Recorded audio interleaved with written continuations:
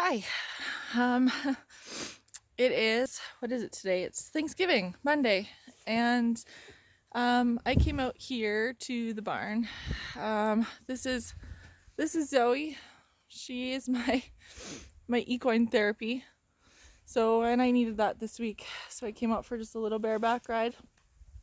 And I was on for not even 5 minutes before I burst into tears. I don't know what it is about horses. It's the same with dogs. Therapy animals, right? They reflect your own feelings back to you, and um, it just makes you realize how. Sorry, she's taking a pee. If you can hear that, um, it just makes you realize how vulnerable and sad and stressed you might be. But at the same time, I can come out here and hang out with her for a little bit, and I feel better. So that's pretty awesome.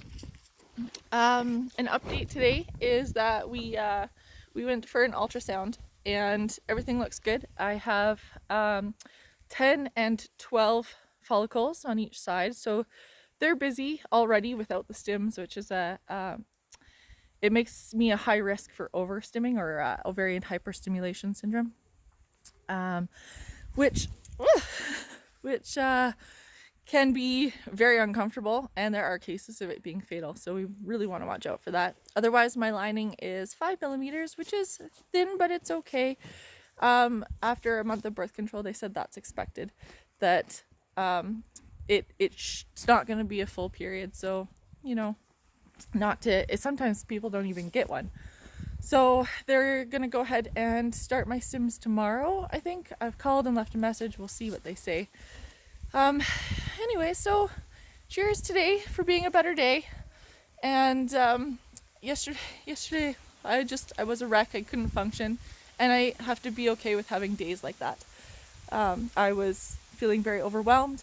I was worried about not getting my period, or if I had screwed up my timing for the stims. But as my sister pointed out, I can't control my body. I don't know when my period is going to come. And I have no control over this process, really. I can take my medications every day and do everything that is asked of me, but I might not get any eggs. We might not have any embryos at the end of this, and I have to be okay with the fact that I can't control that.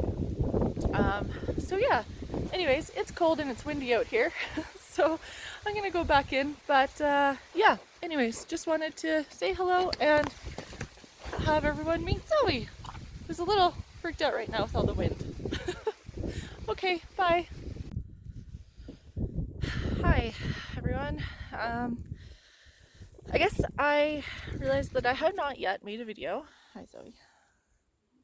I have not yet made a video saying exactly what our story is, and I guess that's important if you don't know me or never met us. So I'm married to a guy named Brad. He's an awesome husband, and we started trying about a year after we got married to start a family, and that would have been 3.5 years ago. About 6 months later, we realized, maybe something wasn't quite right. I knew we had infertility in our family.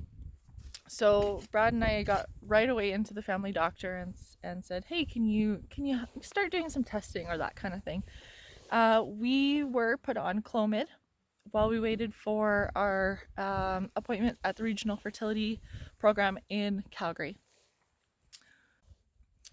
Once we got referred, it actually only was about 6 months, and so we were referred there in 2017. We went on medications, first Clomid for 3 cycles, I believe, maybe it was 6, with breaks obviously in between.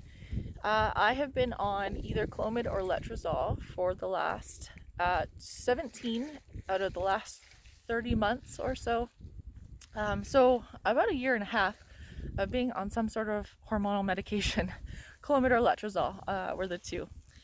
We've had 3 IUIs in there, and none of them took, obviously. So we took a little bit of time off. We went to Mexico, we stopped trying, we stopped caring about it. and really enjoyed this last I don't know, 8 months or so, and took the summer and just got back to being us. We went camping and went riding. Brad fishes, so that he did a lot of that. And in the fall here, decided to try to move on with the next step, which of course for us is IVF. So in levels of progression of invasion, you start off with medications, go to IUIs, which are intrauterine inseminations, and now going to IVF, or in vitro fertilization. And so we've started this process in September. I started taking birth control, which regulates your cycle for the month. They want everything kind of status quo for going into IVF. And so this is kind of where we're at now.